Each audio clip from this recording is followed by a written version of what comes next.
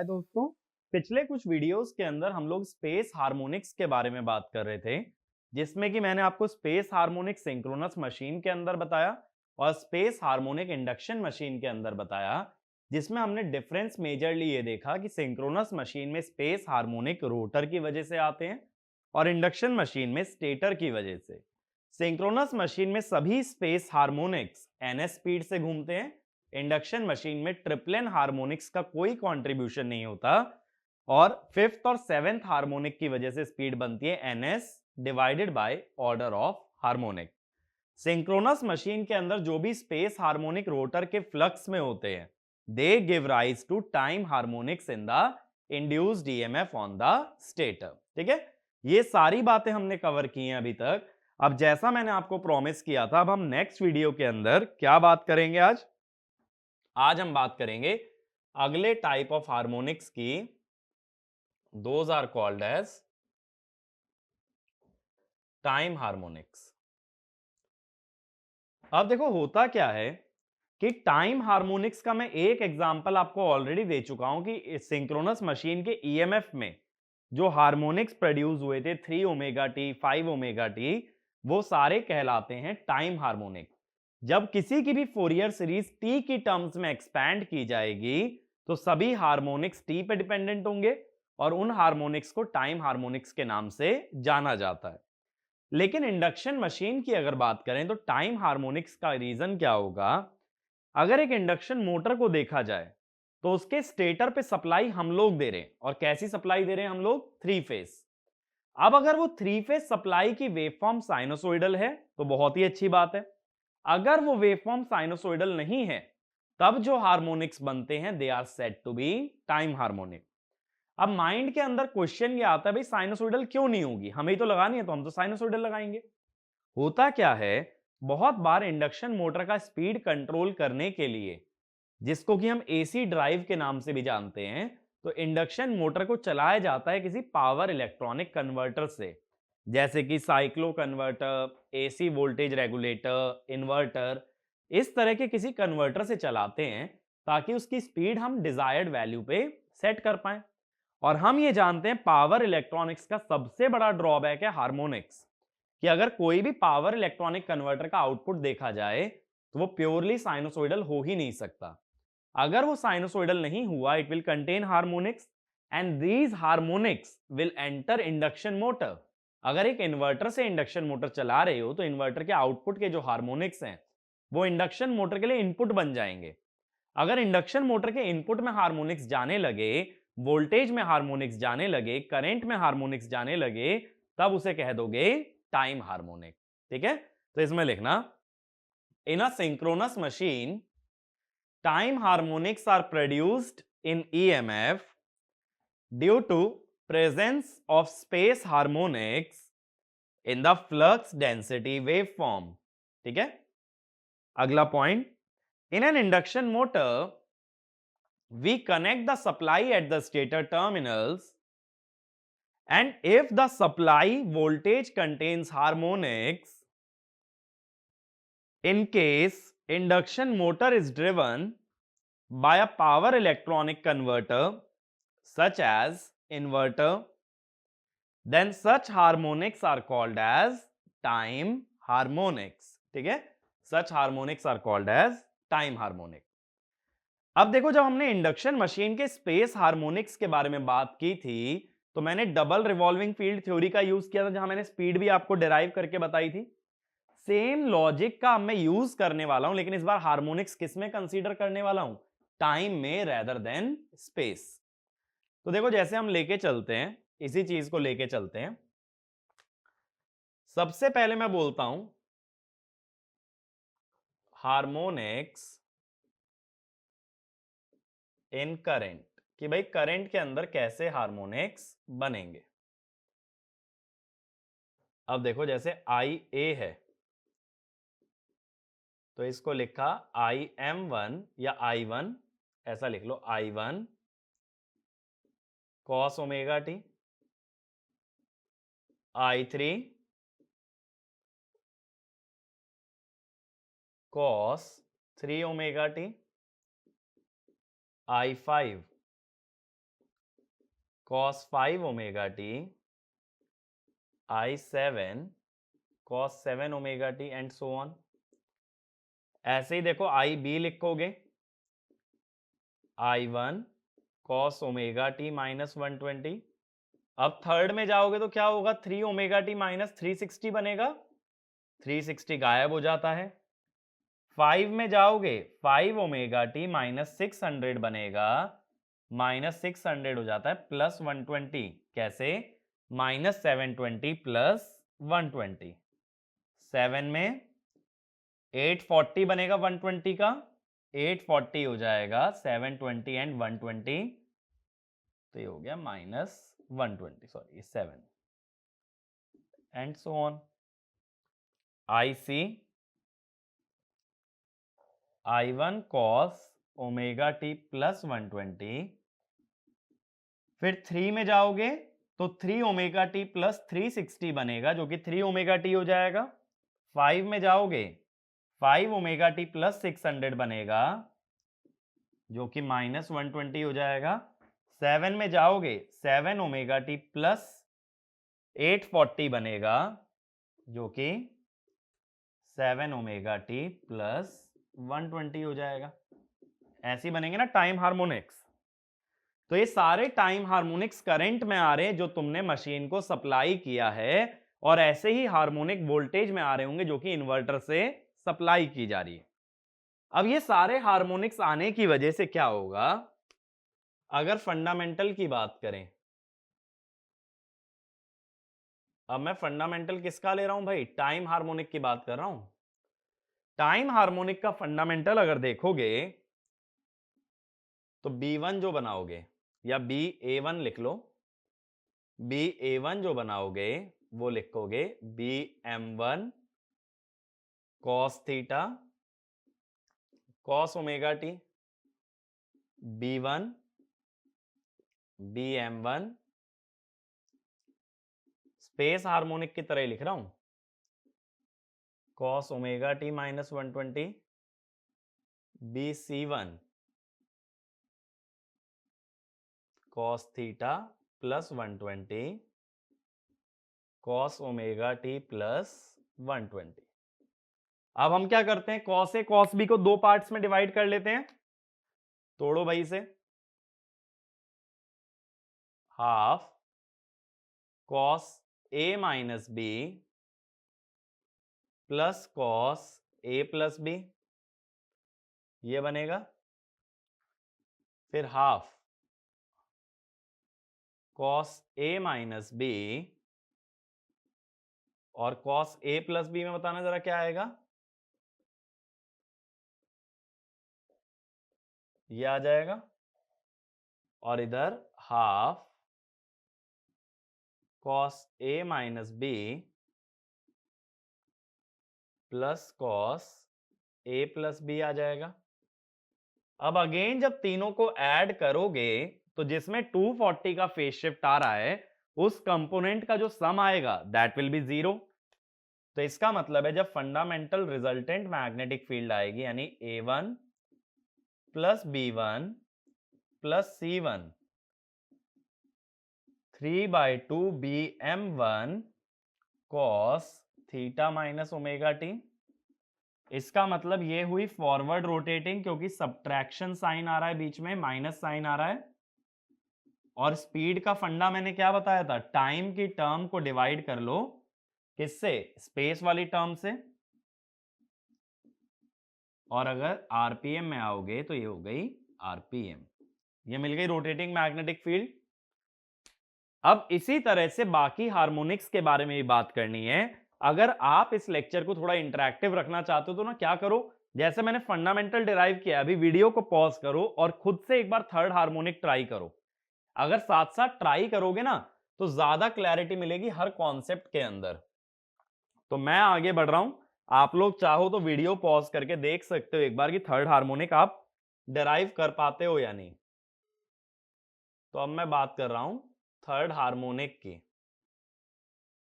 ठीक है। अब यहां पे मैंने लिखा BA3 BB3 BC3, BM3 BM3 BM3। अब क्या चेंज करूंगा भाई कि मैं यहां cos 3 थीटा कर दूंगा।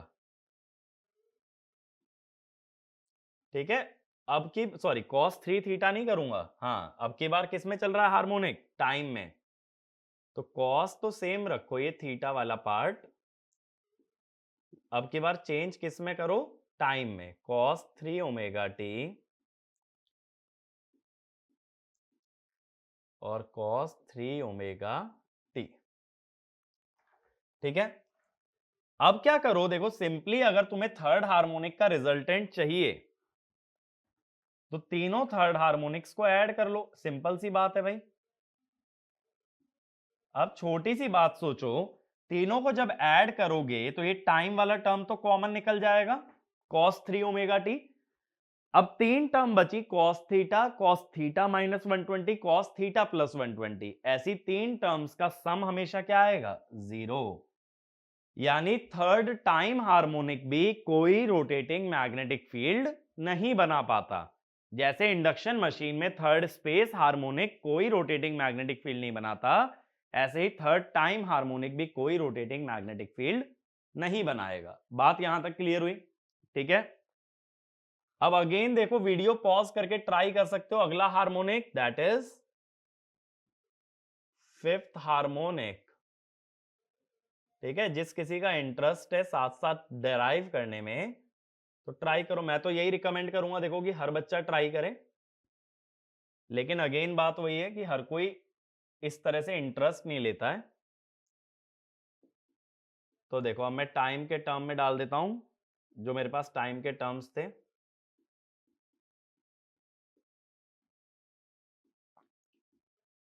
ठीक है, अब वापस से क्या करोगे, ये BM5 BM5 BM5। अब क्या करोगे? वापस से ऐड और सब्ट्रैक्ट करोगे cos A cos B के लिए। तो half cos A minus B. अब बताओ A माइनस बी क्या बना? Theta minus 5 omega T plus cos A plus B. ऐसे ही अगला BM5/2 cos A minus B.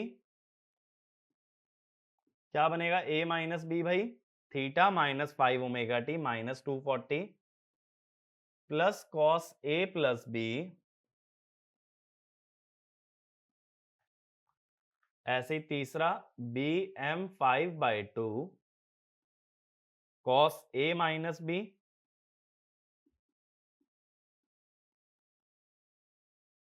Plus cos A plus B. अब देखो, ये चीज यहां पे समझ आ रही होगी कि जब तीनों का सम करोगे, इस बार 240 वाला फैक्टर किस में दिख रहा है भाई? थीटा माइनस ओमेगा टी वाली टर्म में दिख रहा है ना। तो थीटा माइनस 5 ओमेगा टी वाली टर्म का जो सम आएगा वो 0 आ जाएगा और थीटा प्लस 5 ओमेगा टी वाली टर्म रिमेनिंग रह जाएगी, cos theta plus 5 omega T. अब स्पेस और टाइम के बीच में माइनस साइन आने का मतलब क्या है? दिस इज बैकवर्ड रोटेटिंग, उल्टी डायरेक्शन में घूमेगा। अब जरा बताना स्पीड क्या होगी? स्पीड होती है टाइम का कोएफिशिएंट अपॉन स्पेस का कोएफिशिएंट इक्वल टू 5 ओमेगा, और ओमेगा की जगह ns लिख दो तो आरपीएम में आ गई 5ns। ठीक है, तो जैसे स्पेस हार्मोनिक में ns/5 बन रहा था, टाइम हार्मोनिक में बन रहा है 5 इंटू ns। ऐसे लास्ट हम लोग डिराइव करते हैं सेवेंथ हार्मोनिक। ठीक है, लास्ट हार्मोनिक हमारा रहने वाला है दैट इज सेवेंथ हार्मोनिक।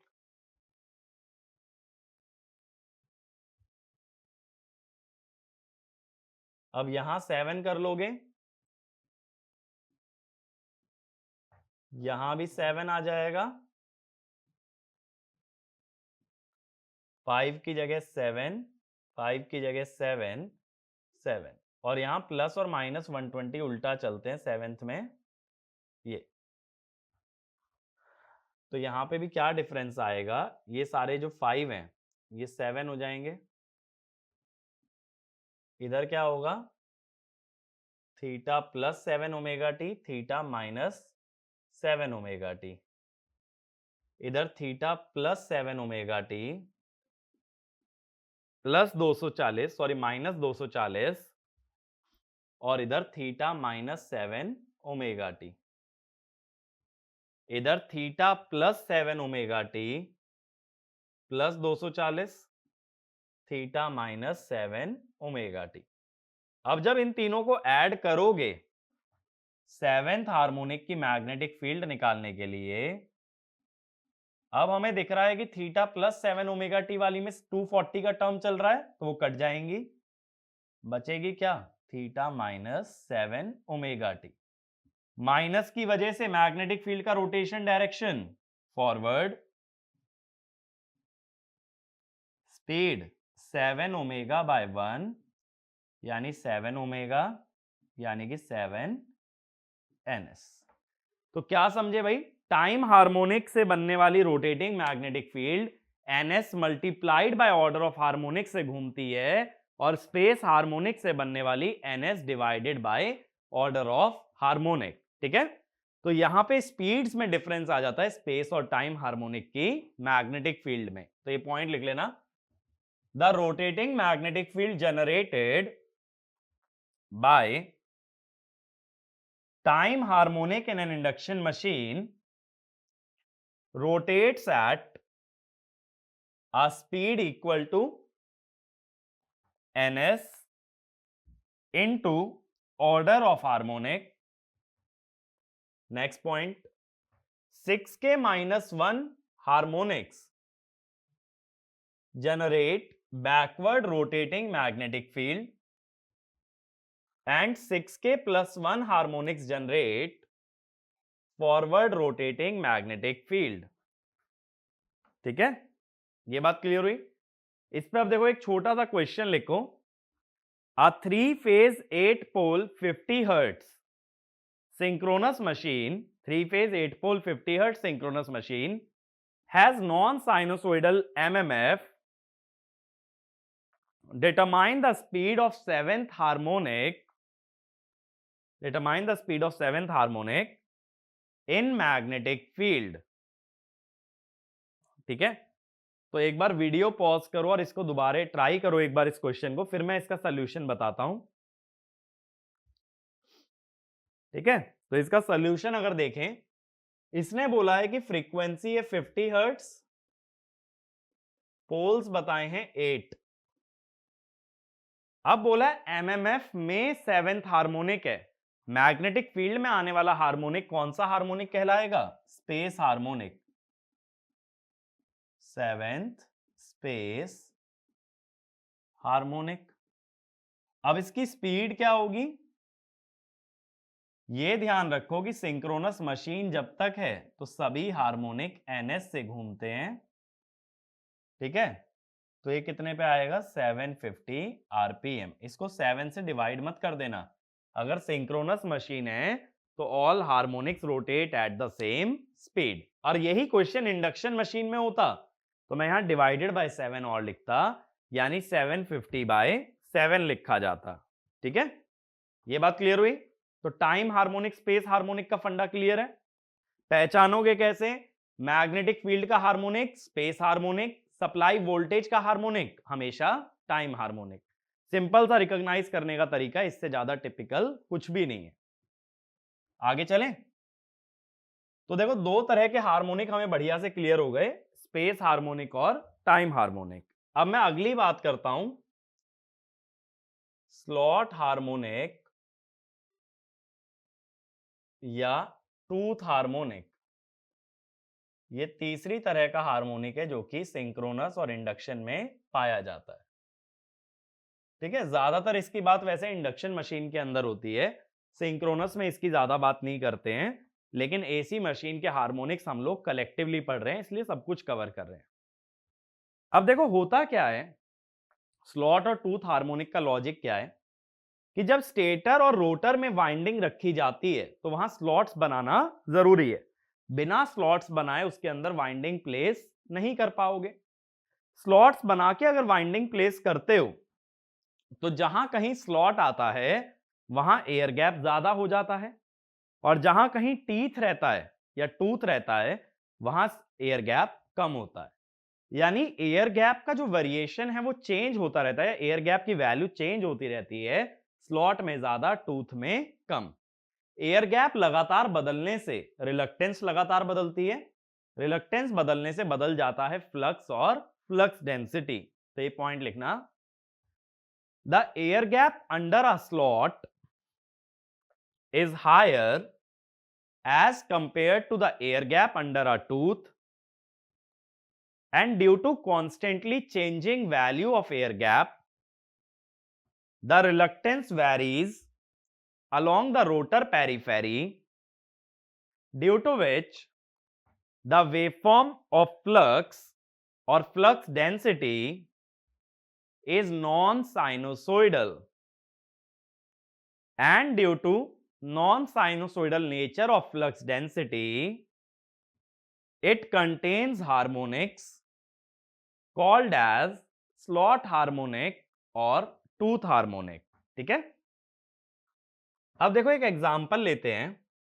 अगर कोई टीथ और स्लॉट होते ही नहीं, मान लो ये स्टेटर है और मान लो अगर ये हमारा रोटर है। ठीक है, स्टेटर है और एक रोटर है।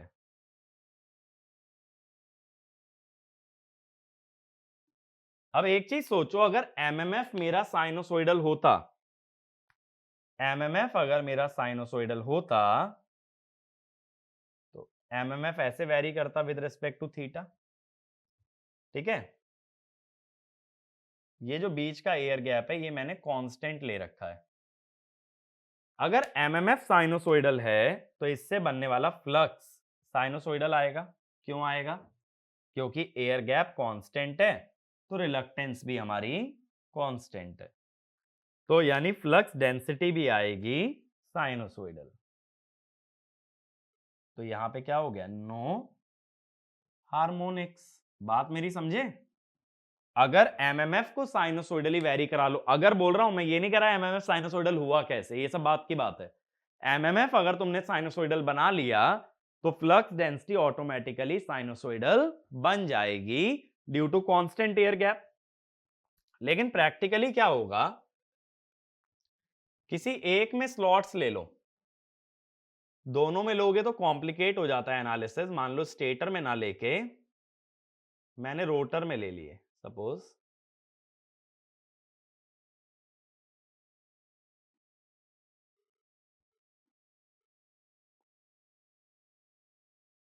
इस टाइप से चल रहा है, ये मान लो रोटर है।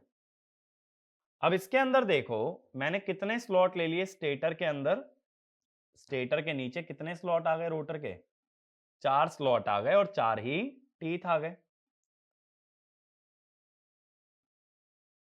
अब देखो अगर 4 स्लॉट 4 टीथ आ रहे हैं और एमएमएफ में साइनोसोइडल लेके चल रहा हूं कुछ इस टाइप से, ये एमएमएफ हो गया। तो जो बी बनेगा, बी अब साइनोसोइडल नहीं होगा क्योंकि एयर गैप कांस्टेंट थोड़ी ना है। अगर एयर गैप कांस्टेंट नहीं है तो यहां जो बी बनेगा वो कभी तो कम कभी ज्यादा होगा। छोटी सी बात सोचो, एयर गैप कम तो रिलक्टेंस कम, रिलक्टेंस अगर कम तो फ्लक्स ज्यादा। तो टीथ के अंदर एयर गैप कम है, आना ऐसे चाहिए था। एयर गैप अगर कम है तो रिलक्टेंस कम है तो फ्लक्स ज्यादा होगा। फिर एयर गैप ज्यादा है, फ्लक्स कम, एयर गैप कम, फ्लक्स ज्यादा, कम ज्यादा कम ज्यादा कम, इस टाइप से इसके अबाउट फ्लक्चुएट कर रहा है। अब हम क्या कह देते हैं, जो वेवफॉर्म फ्लक्चुएटिंग आ रही है इसको दो हिस्सों में तोड़ लो। एक तो जो इसके अंदर साइन का कर्व मैंने रेड में दिखाया है, और एक उसके अराउंड जो हार्मोनिक है। तो अगर इसके अंदर से साइन का ग्राफ हटा दोगे तो हार्मोनिक का जो ग्राफ देखने मिलता है वो ग्राफ कैसा होता है, ये चीज पे ध्यान देना। वो ग्राफ कैसा देखने मिलता है,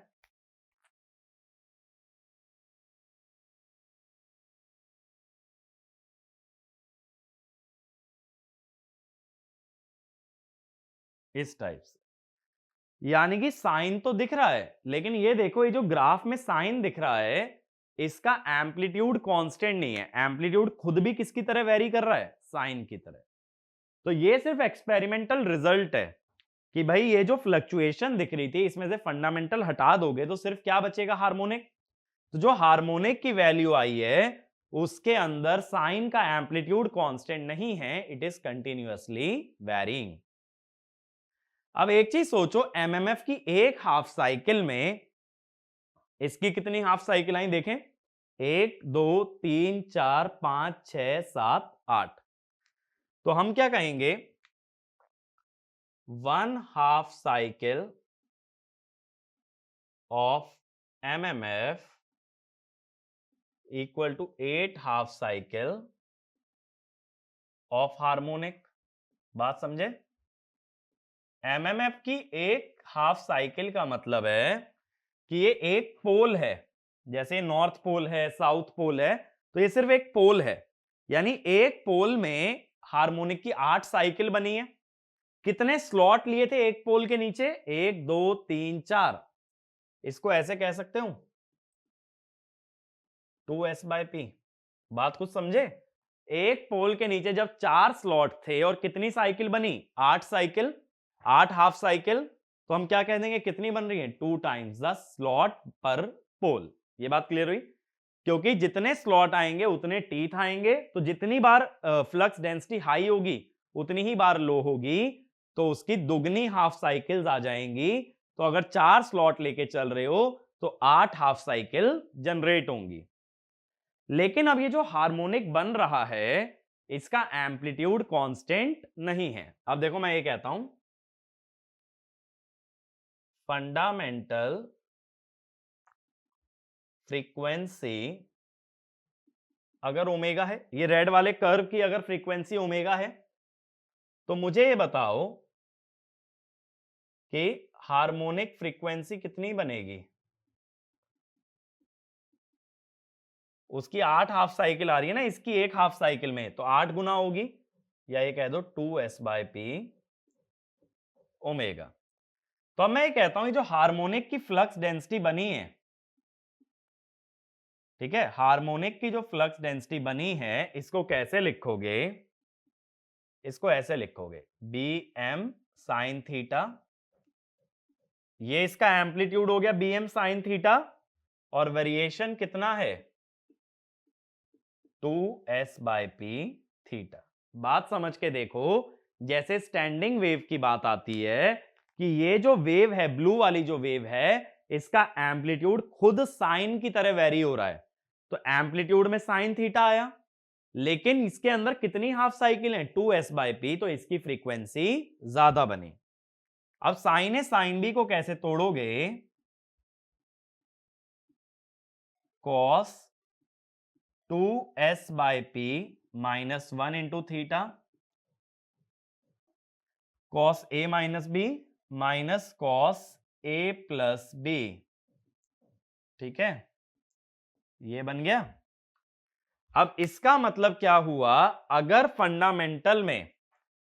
फंडामेंटल साइन थीटा आ रहा है, तो यहां थीटा के कितने मल्टीपल आ रहे हैं, 2s/p -1 और 2s/p +1। तो मैं कहता हूं ऑर्डर ऑफ स्लॉट हार्मोनिक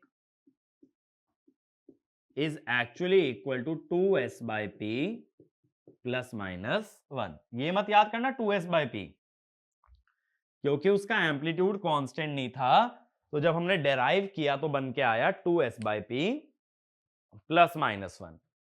और देखो, यहां भी b थीटा के अगेंस्ट चेंज हो रहा है, और थीटा के साथ वेरिएशन नॉन साइनोसोइडल है, तो ये खुद भी स्पेस हार्मोनिक ही है।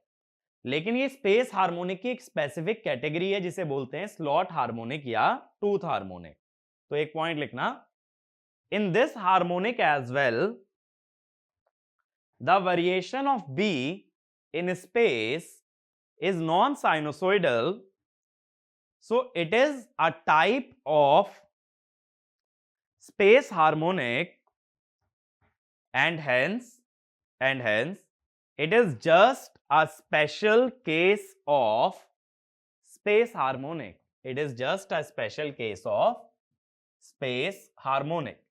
इसमें याद तुम्हें क्या रखना है भाई, यहां याद ये रखना है इसका ऑर्डर क्या होता है, दैट इज 2s/p ±1। अब देखो, अगर इंडक्शन मोटर के अंदर बात करें, speed of rotating magnetic field, speed of rotating magnetic field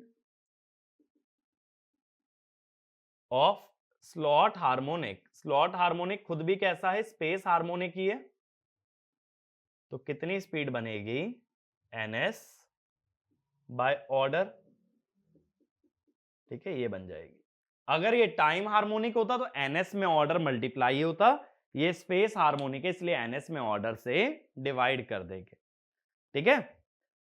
तो ये जो स्लॉट और टूथ हार्मोनिक है ज्यादातर इंडक्शन मशीन में पढ़ा जाता है, इस पे अगर क्वेश्चन भी बनता है किसी भी एग्जाम के अंदर तो ज्यादातर चांस है कि तुमसे ऑर्डर पूछ लिया जाएगा, ठीक है। बात यहां तक क्लियर हुई।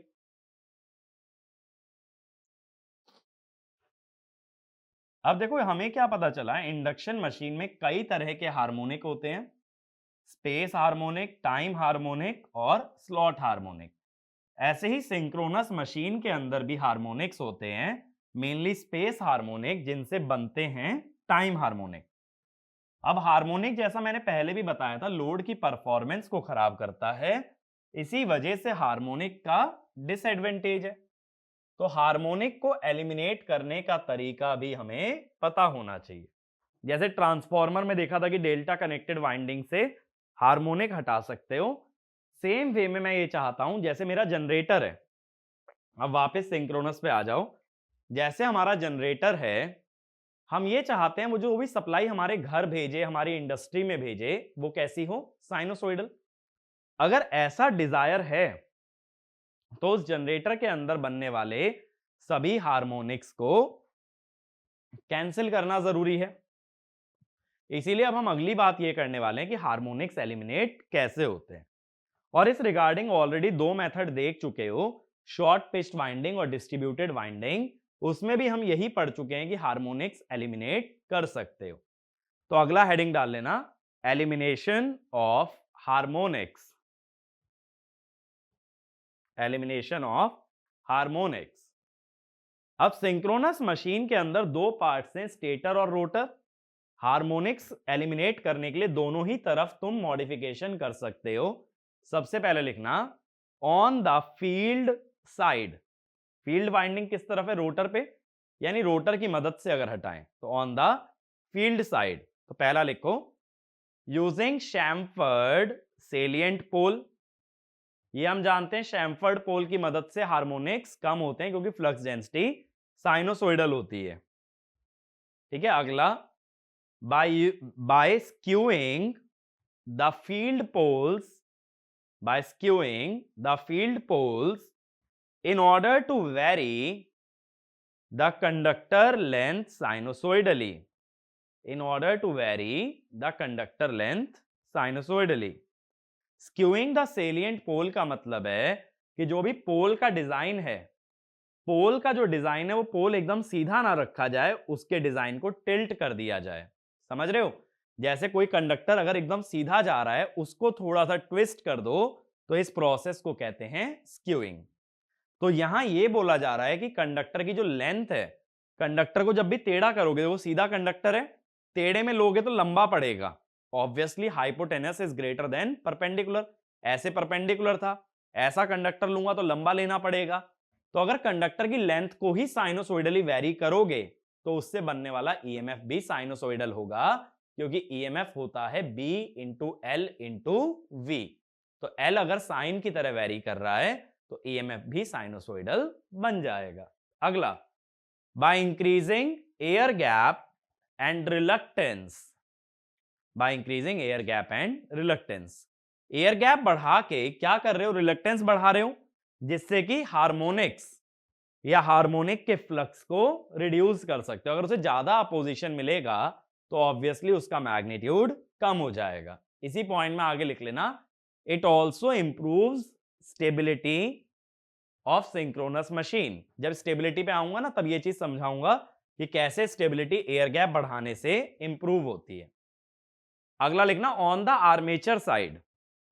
ऑन द आर्मेचर साइड यानी स्टेटर साइड पे अगर हार्मोनिक हटाना है तब क्या करोगे, पहला by short pitching the winding, short pitching the winding. अगला बाय यूजिंग डिस्ट्रीब्यूटेड वाइंडिंग। अगला by using fractional slot winding. और last by skewing armature slot, by skewing armature slot. ठीक है, तो देखो इसमें तीन चीजें हम ऑलरेडी पढ़ चुके हैं, शॉर्ट पिचिंग, डिस्ट्रीब्यूटेड और फ्रैक्शनल स्लॉट वाइंडिंग। अब मैं स्क्यूइंग की बात बता रहा हूं। ठीक है, तो नेक्स्ट हेडिंग डाल लेना, स्क्यूइंग ऑफ आर्मेचर स्लॉट। अब देखो ये जो हमारा आर्मेचर होता है, ये स्टेटर होता है, सिलेंड्रिकल होता है ना, तो ये तो क्रॉस सेक्शनल व्यू होता है। एक्चुअल में ये कैसा होता है, सिलेंड्रिकल होता है। ये कुछ इस टाइप से होता है। ठीक है भाई, अब क्या होता है कि यहां जो कंडक्टर तुमने सीधा रखा था, ये कंडक्टर ना देखो ऐसे रखे होते हैं। कंडक्टर यानी इस डायरेक्शन में होता है तुम्हारे, तो मैं जैसे सिलेंडर में दिखा रहा हूं वर्टिकल। इस कंडक्टर को ना थोड़ा ट्विस्ट कर दो, टेढ़ा कर दो। यही चीज मैंने बोली भी थी कि टेढ़ा करने से ना लेंथ बढ़ जाती है। यानी कि ये जो कंडक्टर है, अब ये सिर्फ एक एंगल पे नहीं रखा, ये कुछ एंगल कवर कर रहा है। जैसे कि एक कंडक्टर है तो सेंटर से लेकर के कुछ एंगल कवर कर रहा है। ये एंगल क्या मान ले, इसको बोल दो जैसे कि अल्फा बोल दो। ये अल्फा एंगल कवर कर रहा है। ठीक है ना, ये बात समझ आई। अल्फा एंगल कैसे मैं बोल रहा हूं, ये वाला एंगल है अल्फा, ये एंगल अल्फा है। और ये वाला एंगल मान लो, जैसे क्या नाम दे हम, फाई बोल दो, ये वाला एंगल फाई है। ठीक है, अब मुझे ये जानना है कि कितने वैल्यू ऑफ अल्फा पे एक पर्टिकुलर हार्मोनिक रिमूव कर सकते हो। अब किसी भी कंडक्टर में देखो ईएमएफ निकालने का तरीका सिंपल है, it is integral v cross B dot dl। ठीक है, v cross B dot dl करना पड़ता है। इसमें v क्या लेते हैं, कंडक्टर की velocity. v vector is conductor velocity with respect to b। ठीक है, ये डेरिवेशन देखो भाई मैंने खुद की है, इसलिए समझने की कोशिश करना, ये कहीं भी बुक्स के अंदर गिवन नहीं है। अब हम सिंक्रोनस मशीन में ये जानते हैं कि घूमती है मैग्नेटिक फील्ड, कंडक्टर होता है स्टेशनरी। लेकिन ये चीज मैंने पहले भी बोली है कि अगर मैग्नेटिक फील्ड को स्टेशनरी मान लो तो कंडक्टर को रोटेटिंग मान सकते हो अपोजिट डायरेक्शन में। जैसे मान लो मैग्नेटिक फील्ड ऐसे घूम रही है तो कंडक्टर को ऐसे मान लो। अगर कंडक्टर की स्पीड ऐसे आ रही है, ठीक है, कंडक्टर की स्पीड अगर ऐसे आ रही है तो ये किस डायरेक्शन में हो गई, ये टेंजेंशियल डायरेक्शन हो गई, यानी कि ए फाई कैप। और मैग्नेटिक फील्ड जो होती है, जो पोल्स होते हैं, देखो ये जो पोल्स होते हैं, इनकी जो मैग्नेटिक फील्ड होती है वो रेडियल होती है, यानी ये किस डायरेक्शन में होगी, ए रो कैप। तो जब मैं ई कंडक्टर निकालता हूं, देखो v ए फाई कैप क्रॉस बी ए रो कैप। फाई क्रॉस रो क्या होता है, ईएमटी में पढ़ा जाता है, फाई क्रॉस रो होता है माइनस ए जेड। ठीक है, माइनस ए जेड का मतलब है क्रॉस प्रोडक्ट आ रहा है इस डायरेक्शन में, लेकिन लेंथ जो ली जा रही है वो इस डायरेक्शन में ली जा रही है। तो जब डॉट प्रोडक्ट करोगे, डॉट प्रोडक्ट जब करोगे, इनके बीच का एंगल क्या है, फाई। तो ये हो जाएगा VBDL cos phi। ठीक है, ये cos phi हो गया। अब ये B मान लो nth हार्मोनिक है जो कि तुम एलिमिनेट करना चाहते हो। For nth harmonic B equal to BN sin n theta. अगर मुझे यह हार्मोनिक एलिमिनेट करना है तो इससे बनने वाला ईएमएफ कितना होना चाहिए हर कंडक्टर में? 0।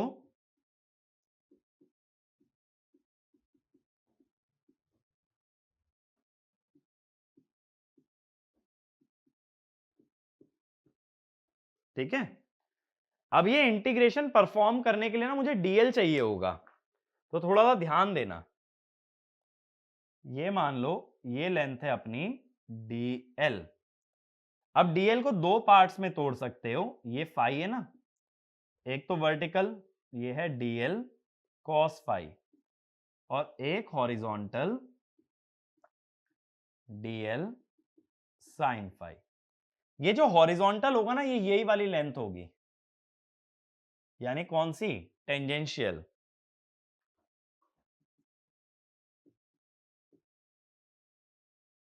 B N sine N phi, sorry sine N theta V cos phi. DL को मैं क्या लिख रहा हूं भाई? डीएल को मैं लिख रहा हूं DL sine phi. DL sine phi इस लेंथ के बराबर है, यानी आर इंटू डी थीटा।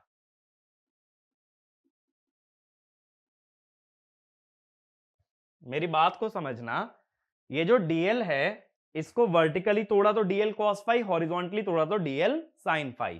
तो डीएल साइन फाई ना यहां पे आ जाएगा, ये वैल्यू होगी DL sine phi. DL sine phi को कैसे लिख सकते हो? अगर ये रेडियस आर है तो ये हो जाएगा आर डी थीटा। तो डीएल को क्या लिख दोगे? R D theta by sine phi. अब थीटा कहां से कहां तक वेरी हो रहा है भाई? जीरो से लेके अल्फा तक, जीरो से लेके अल्फा। अब मैं कहूंगा अगर nth हार्मोनिक एलिमिनेट करना है तो ये इंटीग्रेशन जीरो आना चाहिए, ये इंटीग्रेशन जीरो आना चाहिए। अगर हम ऐसा बोलते हैं, ये वाला रब कर दूं ना, अब ये तो चीज क्लियर है। हम बोलते हैं to eliminate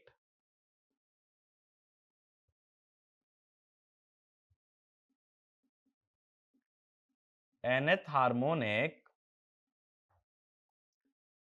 E conductor should come out to be zero. इसका मतलब ये जो इंटीग्रेशन आ रहा है sine N theta D theta zero से alpha, this must be zero. ये जीरो कब होगा? जब साइन के एक पीरियड में इंटीग्रेशन हो, यानी अल्फा कितना लिया जाए? 2 पाई बाय एन। मेरी कुछ बात समझ आई? यानी कि अल्फा कितना हो? 360 डिग्री बाय एन। लेकिन ये इलेक्ट्रिकल में बात चल रही है सारी। इलेक्ट्रिकल में क्यों? क्योंकि बी के अंदर जो एंगल होता है वो हमेशा कौन सा एंगल होता है? वो हमेशा होता है इलेक्ट्रिकल एंगल। इसीलिए यहां बात किसकी चल रही है? इलेक्ट्रिकल एंगल की। तो अगर मैकेनिकल की बात करें, एंगल ऑफ स्क्यूइंग, कितना एंगल स्क्यू करना चाहिए? That is 360 degree by N. Electrical, अगर मैकेनिकल में करोगे 2 बाय पी से डिवाइड करोगे, सॉरी 2 बाय पी से मल्टीप्लाई, मैकेनिकल। ठीक है, तो इतने एंगल से अगर कंडक्टर को टिल्ट कर दिया जाए तो nth हार्मोनिक एलिमिनेट कर सकते हैं। अब देखो, एक शॉर्ट पिचिंग से हटा लो, एक डिस्ट्रीब्यूटेड से, और एक हटा लो तुम स्क्यूइंग से। इस तरह से ओवरऑल 3 हार्मोनिक्स इजीली एलिमिनेट कर सकते हो सिंक्रोनस में, जैसे कि थर्ड, फिफ्थ और सेवेंथ। तो जब मोस्ट डोमिनेंट हार्मोनिक्स ही निकाल दोगे तो बचे हुए हार्मोनिक्स का इफेक्ट ना के बराबर हो जाएगा, जिसकी वजह से वेवफॉर्म ऑलमोस्ट क्या हो जाएगी? साइनोसॉइडल। इस बात का देखो मतलब क्या है कि अगर मान लो ये फंडामेंटल वाली मैग्नेटिक फील्ड है, ये है फंडामेंटल। अब मान लो फिफ्थ हार्मोनिक की बात कर रहे हैं तो कितने लूप आएंगे? 5। इस तरह से ये क्या हो गया? Fifth harmonic.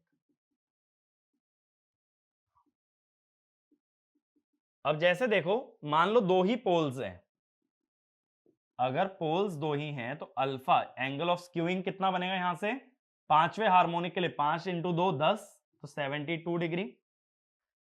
72 डिग्री अगर बनता है, इसका मतलब है अगर एक कंडक्टर यहां से शुरू हुआ है, देखो ये एक एक लूप कितने कितने डिग्री की है? 36 डिग्री की है, ठीक है। हमें 72 डिग्री टिल्ट करना है, तो 18 डिग्री से शुरू करते हो तो कहां खत्म करोगे? 90 डिग्री पे। ऐसे टिल्टिंग होगी, यानी एक कंडक्टर का अगर एक हिस्सा या एक एंड, एक छोर नॉर्थ से शुरू हुआ तो वो खत्म भी कहां पे हो? नॉर्थ में। अब देखो इसको क्या बोलोगे? नॉर्थ और साउथ के बीच के डिस्टेंस को पोल पिच, लेकिन हार्मोनिक की है तो हार्मोनिक पोल पिच, ठीक है। और ये साउथ से नॉर्थ, ये भी हार्मोनिक पोल पिच, तो हम कहेंगे angle of skewing is twice harmonic pole pitch. इसको शॉर्ट में ऐसे सोच सकते हो, अगर कंडक्टर की शुरुआत और एंड दोनों ही हार्मोनिक के सेम पोल के नीचे हो रही है तो उसके अंदर नेट ईएमएफ हार्मोनिक की वजह से जो आएगा दैट विल बी 0। सिंपल हिसाब है। अगर कंडक्टर एक ही पोल के नीचे शुरू होके एक ही पोल के नीचे खत्म हो जाए तो उसके अंदर हार्मोनिक से बनने वाला ईएमएफ 0 आता है, ठीक है। और इसके लिए कितना टिल्ट करना पड़ता है? Twice the harmonic pole pitch, क्योंकि पोल पिच बताती है नॉर्थ और साउथ का गैप। मैं कह रहा हूं शुरू भी नॉर्थ में और खत्म भी नॉर्थ में, इसीलिए दुगना एंगल लेना पड़ेगा, तो twice the harmonic pole pitch. बात मेरी क्लियर हुई यहां तक? तो ये बात याद रखना, अगर कभी ऐसे डायरेक्ट क्वेश्चन आ जाए कि भाई कितना स्क्यू करना पड़ेगा फिफ्थ हार्मोनिक या सेवेंथ हार्मोनिक हटाने के लिए, तो ये फॉर्मूला डायरेक्टली याद रख सकते हो, twice the harmonic pole pitch. और मैकेनिकली भी इस फॉर्मूले को या इस एंगल को याद रख सकते हो, 720 बाय एनपी। ये बातें क्लियर हुई भाई? ठीक है। ये डेरिवेशन जो है मैंने खुद ही ईएमटी से निकाल करके बनाया है। माने कि देखो हमारा जो मशीन का टॉपिक है पूरा, ये ईएमटी और नेटवर्क पे ही तो बेस्ड है। तो अगर ईएमटी और नेटवर्क के प्रिंसिपल सही से अप्लाई कर सकते हो तो हर एक्सप्रेशन, हर चीज तुम लॉजिकली डिराइव कर सकते हो, कुछ भी चीज क्रैम अप करने की जरूरत नहीं है। तो पहले डिटेल में ना समझ लो ये चीजें हो कैसे रही हैं, और बाद में सिर्फ इतना देखो कि क्या चीज इसमें से याद रखने वाली है। तो याद रखने वाली बात बस इतनी है। तो अब हमने देखो अलग अलग तरह के हार्मोनिक्स देख लिए, और इस तरह से जो है ना अपना हार्मोनिक्स वाला पार्ट इंडक्शन का भी पूरा हो चुका है कि स्पेस हार्मोनिक क्या है, टाइम हार्मोनिक क्या है, स्लॉट हार्मोनिक क्या है, क्यों आते हैं, कितनी स्पीड से मैग्नेटिक फील्ड घूमती है, क्या ऑर्डर होता है, और किस तरह से इनको एलिमिनेट किया जाता है। तो ये सारे हार्मोनिक्स के प्रैक्टिकल कॉन्सेप्ट हमारे कवर हो जाते हैं in case of AC machine. अब देखो सिंक्रोनस के अंदर जो हमारा थ्योरी वाला मेजर पार्ट होता है ना, वो काफी हद तक कवर हो चुका है। जो कंस्ट्रक्शन, वर्किंग और इंटरनल बातें होती हैं, अब ज्यादातर जो हमारा डिस्कशन आगे बेस्ड होगा वो सर्किट ओरिएंटेड होगा। यानी ये कह लो जो ईएमटी बेसिस पे अभी हम बातें कर रहे थे वो हमारी ऑलमोस्ट कवर हो चुकी हैं। अब ज्यादातर बातें हमारी नेटवर्क बेस पे होंगी। हम सर्किट की बात करेंगे, पैरामीटर्स की बात करेंगे, सच एज कि एफिशिएंसी क्या होगी, वोल्टेज रेगुलेशन क्या होगी, ये सब बातें अब आगे आएंगी, और आगे ज्यादा इतना डिटेल में जाने की जरूरत नहीं पड़ेगी, ठीक है। तो ये प्रैक्टिकल कॉन्सेप्ट पे छोटे छोटे जो है ना 1 मार्क क्वेश्चन बन सकते हैं, क्योंकि फॉर्मूला बेस्ड बनेंगे, तो फॉर्मूला तुम्हें क्लियर होना चाहिए। लेकिन सिंस कि किसी इंटरव्यू में जाते हो तो इन कॉन्सेप्ट्स की फील भी होनी चाहिए कि चीज क्या हो रही है, क्यों हो रही है। क्योंकि देखो कोई भी कॉन्सेप्ट मैंने ऐसा नहीं समझाया तुम्हें कि बहुत एडवांस था, बिल्कुल एडवांस चीजें समझ चुके हो, लेकिन कहां तक? उसकी जड़ तक पहुंच चुके हो, जो कि है अपना ईएमटी, इलेक्ट्रिसिटी और मैग्नेटिज्म। उतनी जड़ तक अगर कोई भी चीज समझ लेते हो तो ये गारंटी है, इंटरव्यू ले लो, ठीक है, किसी भी बड़े पीएसयू में बैठ जाओ, किसी भी ईएस के इंटरव्यू में बैठ जाओ, एएस के इंटरव्यू में बैठ जाओ, आपको लॉजिकली कोई नहीं घुमा सकता इवन बड़े से बड़े कॉलेज का आईआईटी का प्रोफेसर भी आपकी नॉलेज से इंप्रेस ही हो जाएगा अगर आपको इतनी चीजें मालूम है। ठीक है, आपको ट्विस्ट कोई नहीं कर सकता। लेकिन अगेन अपना लॉजिकल थिंकिंग थोड़ा सा ऐसा बनाओ कि जो चीज ईएमटी या नेटवर्क के प्रिंसिपल को वॉयलेट कर रही है या तो उसका कोई लॉजिकल एक्सप्लेनेशन हो, otherwise that is not practically possible. ठीक है, तो ये सारी चीजें क्लियर होनी चाहिए। तो आगे की बातें जो हमारे न्यूमेरिकल्स में काम आने वाली हैं वो हम लोग आगे चल के करेंगे। इस लेक्चर को हम लोग यहीं पे वाइंड अप करते हैं। Thank you.